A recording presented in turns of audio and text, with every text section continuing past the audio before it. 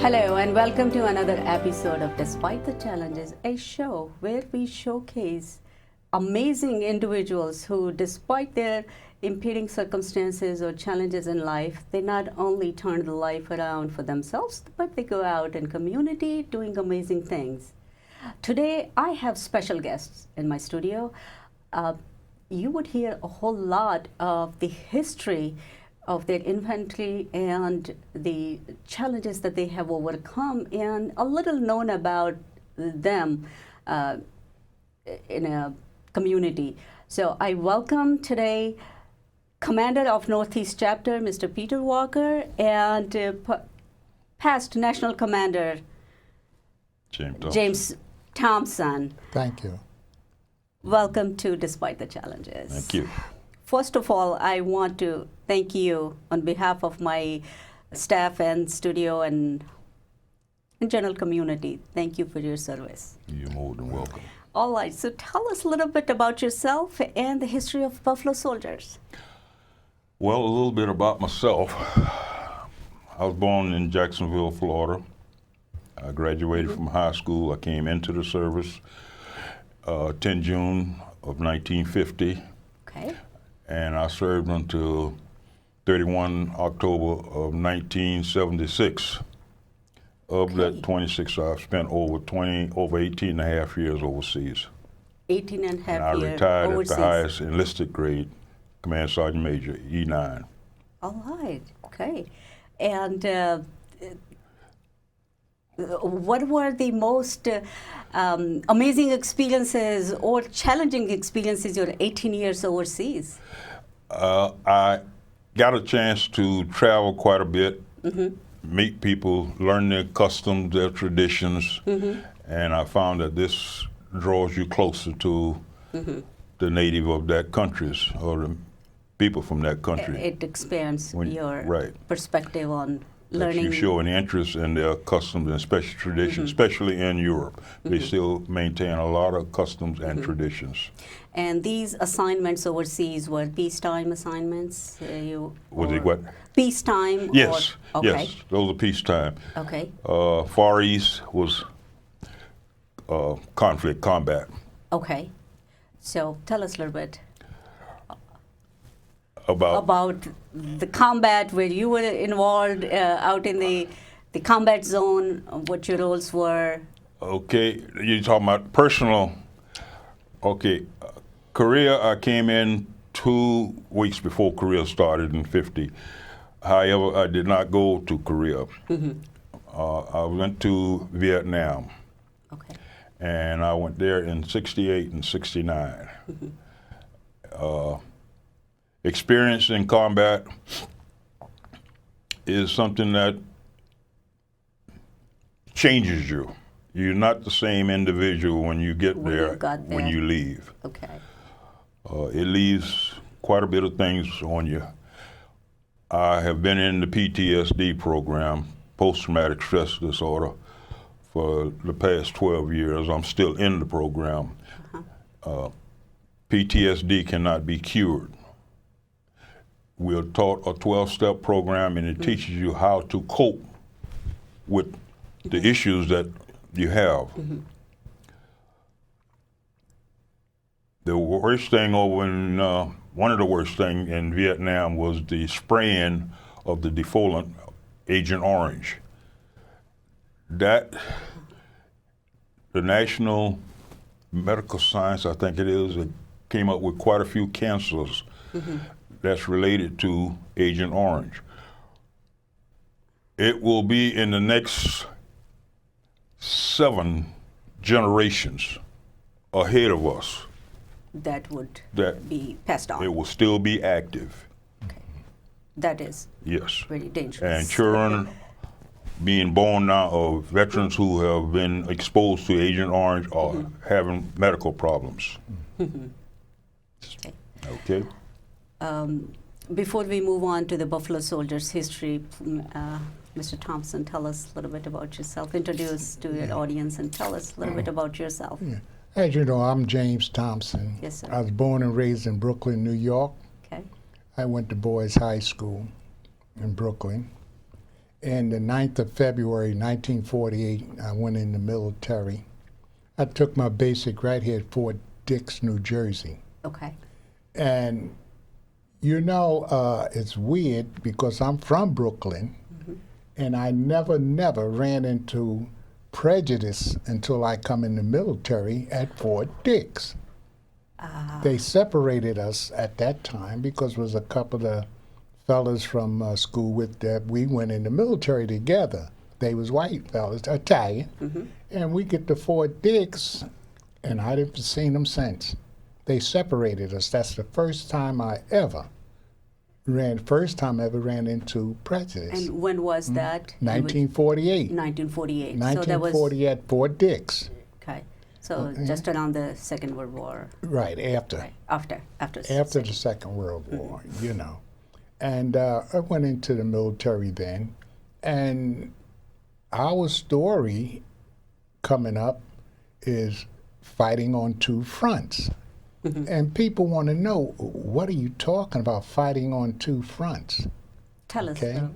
Fighting on two fronts is we went to combat in Korea, was fighting the enemy to free them, their country, and we were still fighting back in the United States for freedom. Interesting. Okay? Yes. Yes. So that's what it is called, fighting on two fronts. I served in Korea, and I went to Korea in 1950 from Japan. Then I also served in Vietnam. I see. And one of the highlights of my life, the highlights of my life that changed it all around was my wife when I married her. Okay? When I married my wife, and we've been married now going on 63 years. God bless. Yes. And that was my turning point. Okay. And from then on, everything that came down the pike, far as I was concerned, was a breeze. Okay? I was see. a breeze. After coming out of combat, out of hell, everything else was a breeze. Walk through it. You ran up against your objects that would hurt, but you shake it off. Because I always say this is not worse than what I went through. Yes.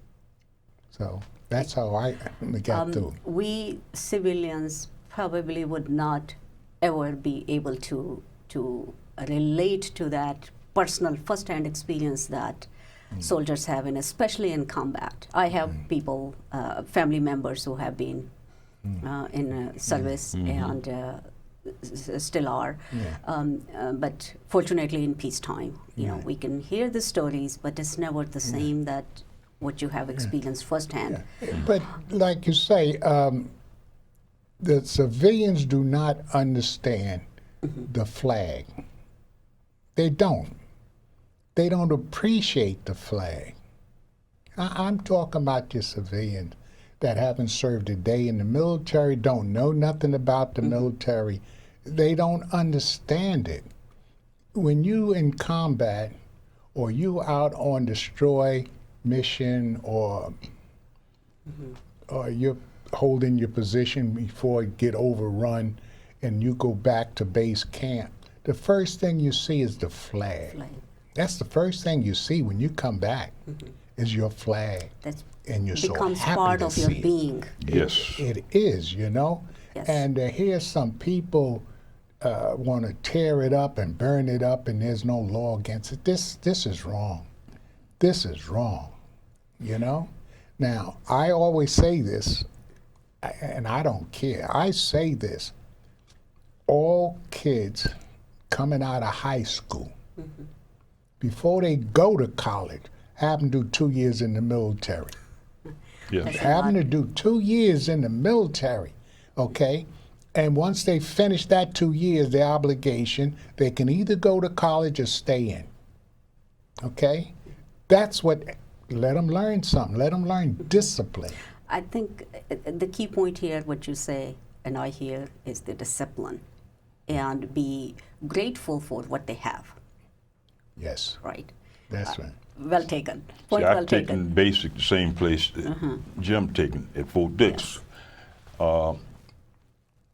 I talk about the discrimination that I faced at Dix at that time, and they find it hard to believe, such as all blacks was assembled out on Range Road. We could not go on the main post unless you were going out the front gate, which I couldn't do. I was a trainee taking basic, or completely across the installation to the old wooden hospital. Okay. And you go through those things and you come back home and you find the same things back, riding in the back of the bus, going to a water fountain that has colored on it. Like Mr. Thompson said, that Yes. fighting on two fronts. Not only just coming from basic, but even when you go to combat and you fight for the freedom of this country, to come back home And fight for your own freedom. and fight the other front, Okay. as Jim called it. Let's go back a little bit to the history of Buffalo Soldiers, how it came about, 1800s. Okay, 1866, Congress legislated to form an all-colored combat unit. Okay. That's what we was called in colored. We had a bunch of names. But the 38th and the 41st was formed. 2 years later, they were redesignated the 24th Infantry Regimental Combat Team and the 25th Infantry Regimental Combat Team. They were sent west, Okay. west of the Mississippi, All right. with instruction they do not come back east of the Mississippi.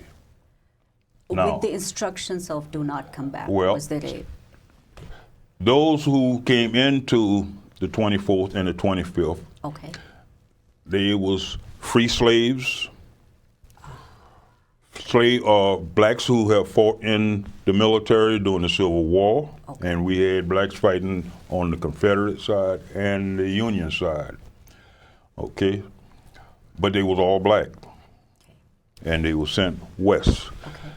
Now out west, they protect wagon trains. Okay.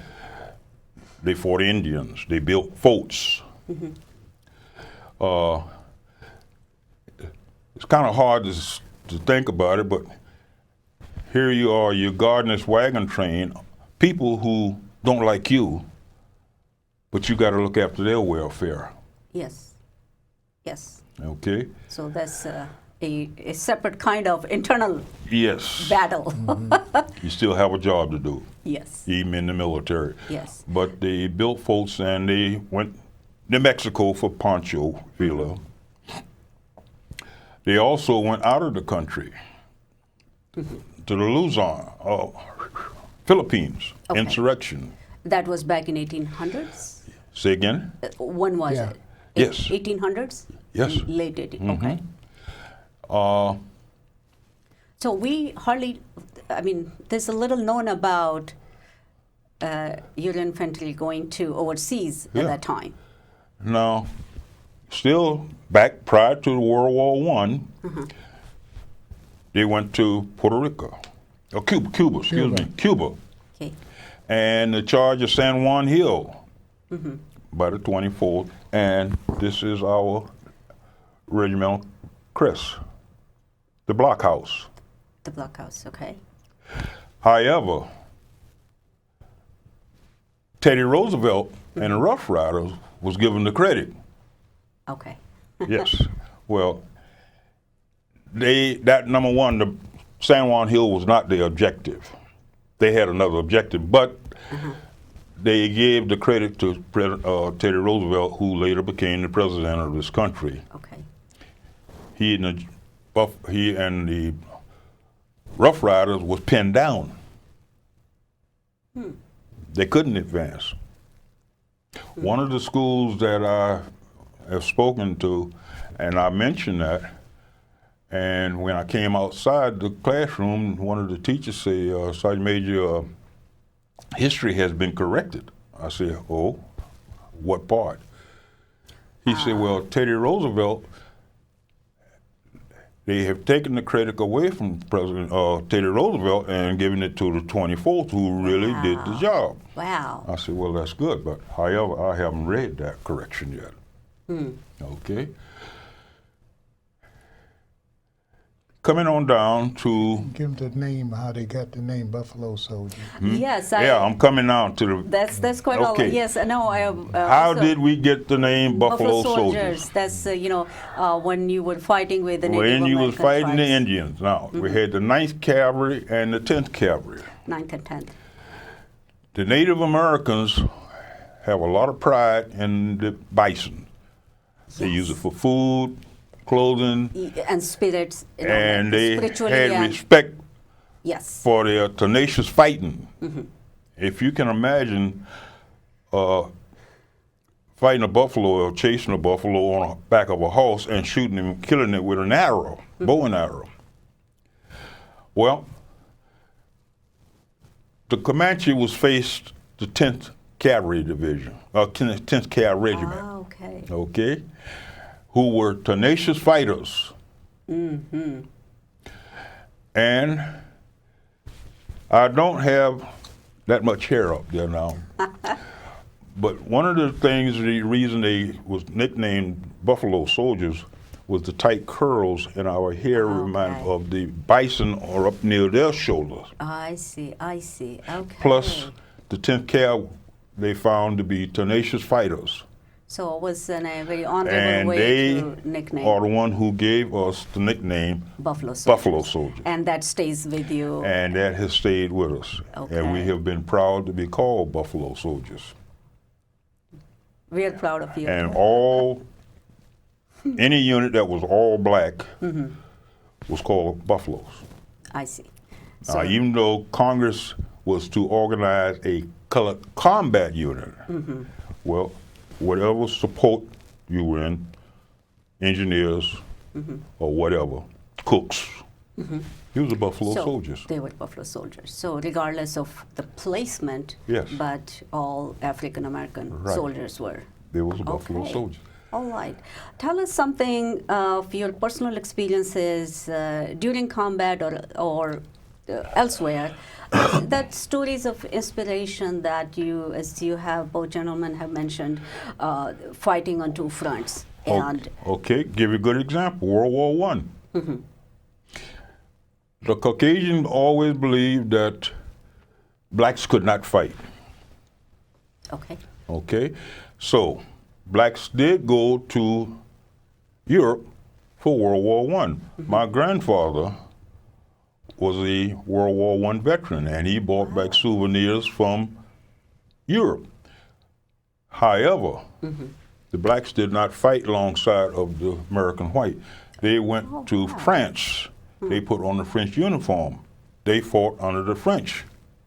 Oh, wow. And when the war was over, they had acquired, if not all valid awards that France had to give, they had quite a few. I see.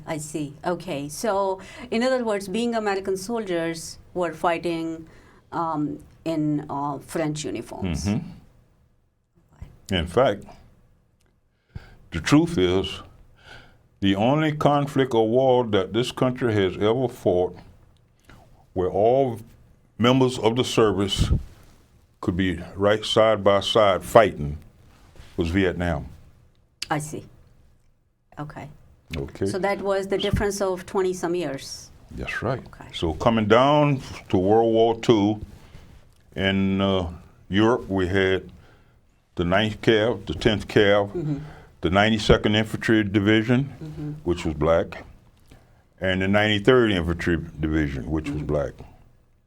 But in 1944, they cased the colors of the 9th and 10th Cav, Okay. and they was merged into the black divisions. However, they have been separated now. Okay. So, as you're aware of, we have the time limits in the show, but I want to ask a very important question here for the time we have left. the Vietnam War, and then at that time, around that decade or in that same time, there was a lot of movement happening in America as well. You mentioned fighting on two fronts. Tell us anything that stands out. Okay. Sure. I'll let him pick up the rest All of right. the Pacific side of World War II and then carry you on into Korea. All right. All right. World War II. The 24th Infantry Regiment was at Fort Benning, Georgia. They had been there for 22 years. They built Fort Benning, and at which time they sent them overseas. Okay. Now, as we keep telling you, at that time the Army was segregated. Yes. Okay? And they fought the Japanese like the other American troops fought the Japanese. Okay? Now, they didn't get the credit, but no other unit received a surrender of a Japanese garrison, but the 24th did. They received 2 surrenders, and we have it on paper. I see. Where the Japanese surrendered 2 garrisons to the 24th Infantry Regiment. When the war ended, they was at Okinawa. Okay. Okay? Right after the war ended, they sent because it was a bastard unit. Now, what a bastard unit is a separate unit. Didn't come under the division. They came under 8th Army, whatever it was at that time. They, at which time in December 1947, from Okinawa, they shipped them to Japan, the 24th Infantry. And at which time they came under the 25th Division. We was assigned to the 25th Division.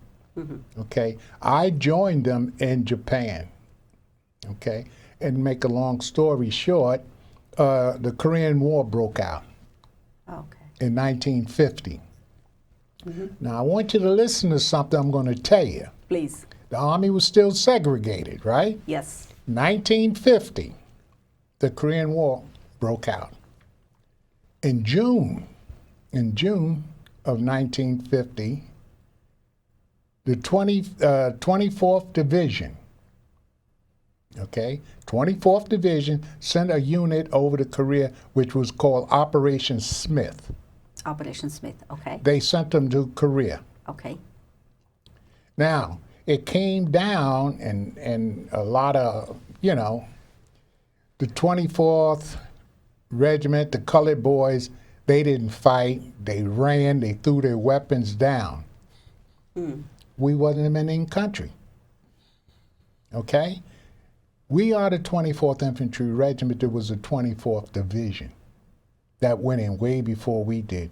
We landed in Busan. I could tell you this. I landed in Busan the 13th of July, 1950. We got off the ships. We got on them raggedy trains going north. We got off the trains and we went into combat.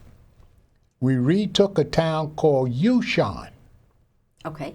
We had the first victory in Korea. You didn't know that, did you? No. We had the first victory in Korea. But yet and all, they said we didn't fight. We ran. We had the first Medal of Honor winner in the 25th Division out of M Company. His name was William Thompson. He was my cousin. Oh, wow. And I was in L Company. We ended up in 1951 with 2 Medal of Honor winners. The 24th Infantry Regiment is the highest decorated regiment in the United States Army today. Wow. Now, how are you going to be cowards and run? Yes. Okay? Yes. Now, with saying this here, we had 8 generals coming out of the 24th. 9 generals come out of the 24th. They was lieutenants and they worked their way up. All right. Okay. 5 of them was white. Okay. 4 of them was colored. Wow. Now, if we was cowards and we ran, they never would have made general. Oh, I can, as I'm listening to you, I can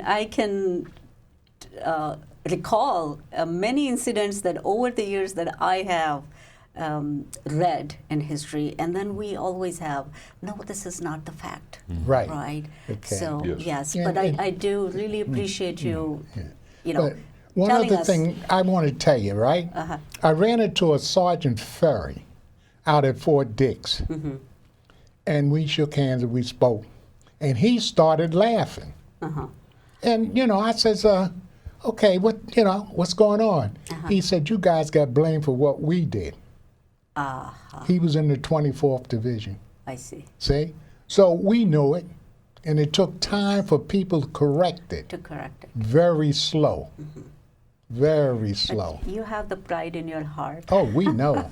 And it was one of the finest units that you could ever serve in. And I served in some good ones because I retired from the 5th Group. So that was one of the elite units. Okay? So so when you say fighting on two fronts, Yes. that's what we're talking about. Yes. We came back from Korea and it was the same old thing. Well, if one battle ended, there was an internal battle, and other battle was still on. Yeah. Right. Yeah. So. See, well, we go to the different schools, the churches, the colleges, and organizations that invite us. And we give this history. Which is valuable for not only people to hear, because very often with our busy lives, we don't go open up history books and look into it. The facts that you have shared, these are valuable pieces of information to acknowledge the sacrifices and the journey so far. So we're running out of time. Yeah. I would like to say, if you have a message for the audiences and you would like them to explore more about or learn more about the Buffalo Soldiers. Well, I'd like to bring up one point before we go off. President Truman signed a bill to integrate the military in 1948, Okay. but it did not come to fruition until, for the 24th, October of 1951. It took. The 24th was integrated. However, I did not go into my first integrated unit until I came back to the States in 52.